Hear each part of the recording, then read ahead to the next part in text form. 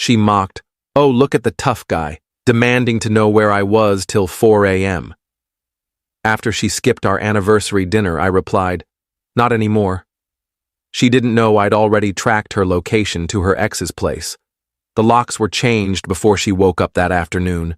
I'm 31, male, and was with Lily, 29, for 4 years, engaged for 6 months. Our anniversary was last Tuesday, not just our dating anniversary, but the day we got engaged. A big deal for us, or so I thought. I booked a table at the Italian restaurant where I'd proposed. Same spot, same vibe. Pulled strings with the manager, a college buddy, to make it happen. Told Lily 3 weeks in advance. Added it to both our calendars. Even got her a necklace she'd been eyeing as an early anniversary gift. That morning, she kissed me goodbye. "See you at 7:30, love. Can't wait to wear the necklace." Perfect. I had a diamond pendant she'd hinted at in my coat pocket, planning to surprise her at dinner. Skipped lunch to leave work early, got a trim, bought roses, texted her at 5 o'clock. "Heading out now. Love you." She replied, "Love you too. Getting ready." Arrived at the restaurant at 7:20. They had Prosecco chilled, her favorite lilies on the table. The waiter, Marco, remembered us from the proposal. Everything was set. 7:30 passed, 7:45, 8 o'clock. Texted, "Hey, running late?" Read receipt on. No response. Called at 8:15, declined after 2 rings. That's when I knew something was wrong. If she was driving, it'd ring out. If she was in trouble, she wouldn't decline. She chose to reject my call. Marco checked in. "Hold the table, sir?" At 8:45, I paid for the Prosecco and left. Drove home to an empty house. Her car was gone. The necklace I'd bought was still in its box on the dresser. Here's the thing about Lily. She's glued to her tablet. Uses it for everything. Graphic design, shopping, social media. And she'd left it on the counter that morning. It pinged with a notification. A message from Mark Evans. Except she'd quit that yoga studio 8 months ago when we got engaged, saying she wanted to focus on wedding plans. I shouldn't have checked, but I did. The messages went back 2 months. Started harmless. "Hey, long time." Then escalated to "miss our chats" and "remember that rooftop night?" Tuesday's thread. Mark. "Still good for tonight?" Lily. "Yes, so excited. Haven't seen your new place. I'll make it worth it. I'll say I'm at Claire's. Anniversary dinner's next week anyway." She'd intentionally mixed up the date, telling him our anniversary was next week. Latest message sent at 8:47 p.m. "Almost there, babe. Traffic's wild. Start without me." I stared at that tablet for maybe 10 minutes. 4 years, pendant in my pocket, wedding venues reserved, and she's heading to her ex's on our anniversary. Didn't text her, didn't call again. Got to work. First checked our lease. Both names, but I'd covered rent solo since she launched her business. A craft shop making maybe $200 a month. The landlord liked me, had said if we split, he'd keep me as tenant. Second, wedding vendors. Deposits were on my credit card. Her name was on contracts as the bride, but I was the payer. Started emailing. Venue, cancel Torres Wilson wedding. Photographer, June booking off. Caterer, process cancellation. DJ, services no longer needed. Most deposits were non-refundable, about $8,000 lost. Worth it. At 11:30, she texted, "At Claire's, girls' night got wild. Don't wait up," I replied. Packed methodically. Her art supplies, yoga gear she never touched. Jewelry I'd given her, left it, technically gifts. Her grandmother's vase collection, inherited, carefully wrapped. I'm not heartless. At 4:15 a.m., her car pulled into the driveway. She crept in, shoes in hand, dress rumpled, hair disheveled. Froze when she saw me on the sofa, boxes around me. "What's this?" "Packing your stuff." "At 4 a.m.? Are you crazy?" Interesting time to get back from Claire's. She played it cool. We lost track of time. You know girls' nights. "With Mark?" Her face went white. "What?" I held up her tablet. "Forgot this? He thinks our anniversary's next week. She cycled through emotions fast. Denial. It's not what you think. Anger. You snooped in my messages? Bargaining. We just talked. Nothing happened. Then the taunt. Oh, wow, tough guy wants to know where I was till 4 a.m. Controlling much? Not anymore. Handed her a folder. Copies of all cancellation confirmations. Venue, photographer, caterer, everything. She flipped through, hands trembling. You canceled our wedding? What wedding? Can't marry someone you're cheating on. I wasn't cheating. God, you're so paranoid. Your ex-fiancé, from the yoga studio, whose new place you couldn't wait to see, on our anniversary. It's not our anniversary, that's next week. Pulled out my phone, showed last year's photos, same date. Her own Instagram. 1 year engaged to my forever. She sank to the floor. Oh my God. Yeah, but you told Mark it was next week. Easier to lie to him than me? Update 1. The entitlement exploded once the shock faded. After realizing she'd forgotten our actual anniversary, Lily tried to turn it around.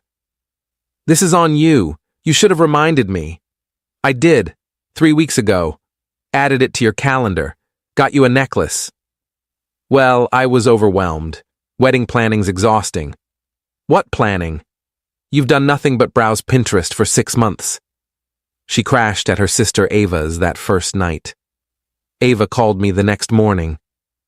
What did you do to her? She's a mess. I didn't do anything. She spent our anniversary with her ex. She said it was a date mix-up. She told him our anniversary was next week to sneak off on the real date. Silence, then, oh, yeah. Wednesday, Lily came by while I was at work.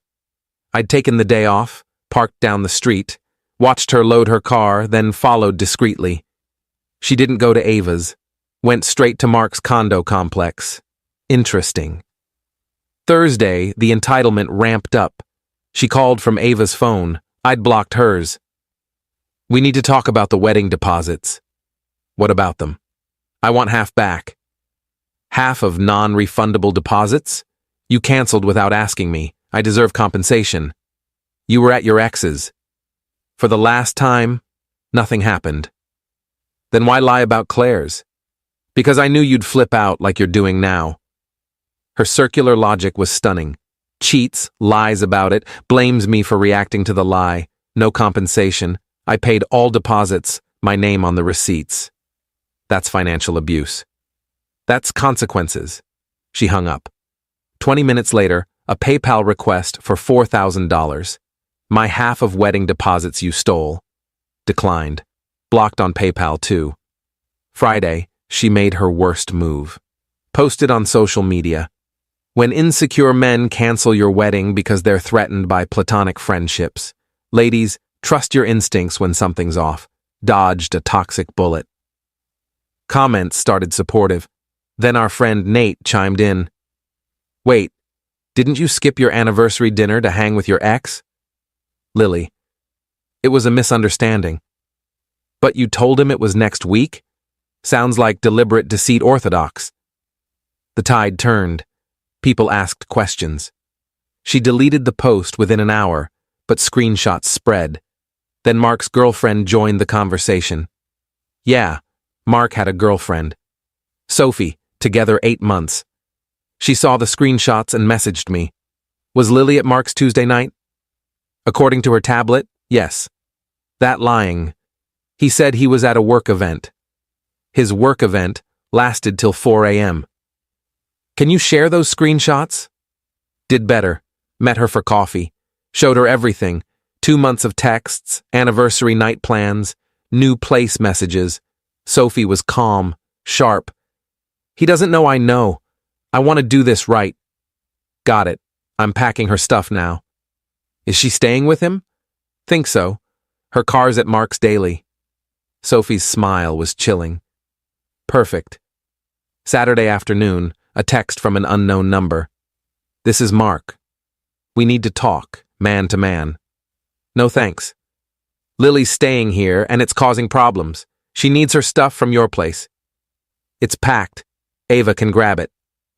She says you're holding her grandmother's vases hostage. They're wrapped in the garage, like I told her. Look, I don't want trouble. Sophie's suspicious, and Lily needs somewhere stable. The nerve. He wanted me to take back my cheating fiancé to save his relationship. Not my problem. Or Lily's. It's yours and Sophie's. You told Sophie? She asked. I answered. You spiteful jerk. You wrecked my relationship. You did that by inviting my fiancé over while lying to your girlfriend. He hung up. An hour later, Lily called from another number. You told his girlfriend? What's wrong with you? She asked if you were there Tuesday. I said yes. Truth stings? She kicked him out. He's homeless because of you. He's homeless because he cheated. You're homeless because you cheated. See the pattern? Where am I supposed to go? Not my problem. Final update. Watching Lily and Mark's fantasy world collapse has been almost cathartic. After Sophie kicked Mark out, he tried moving in with Lily at Ava's. Ava shut it down. I'm not housing my sister's affair partner, are you crazy? So there they were. Two cheaters. Nowhere to go. Mark landed in a motel. Lily bounced between Ava's couch and her parents' place 2 hours away. Then, Lily's entitlement hit new peaks. She started a crowdfunding campaign. Help me recover from financial abuse. Claimed I'd trapped her financially and canceled her dream wedding as punishment. Goal, $10,000 for rent and moving costs. She raised $50 from her mom. Meanwhile, Mark faced his own fallout. Sophie was his business partner in their yoga studio, 60% hers, family funded, 40% his. She offered a buyout, fair value minus his work event hotel costs. Turns out Lily wasn't his only side piece. Sophie had receipts, credit card charges, security footage of him with other women, not Sophie. Mark's fitness world reputation tanked, lost his Instagram verification. Supplement sponsors dropped him, from yoga influencer to unemployed in 2 weeks. Lily tried to stand by him, posting about rising from ashes together. Then she learned about the other women, called me sobbing from her mom's phone. Did you know? Know what? That there were others, that I wasn't special. I knew he was a cheater. Details are his problem. How many? Ask Sophie. She's got spreadsheets. Spreadsheets? Color-coded. She's thorough. Her broken wail almost made me feel sorry. Almost. I ruined everything for nothing. The wedding, the apartment, United States, for someone with 3 other girlfriends. 4, including Sophie. She hung up. Last week I ran into Ava at the supermarket. Awkward but polite. How's Lily? At our parents', working at Dad's lumber yard.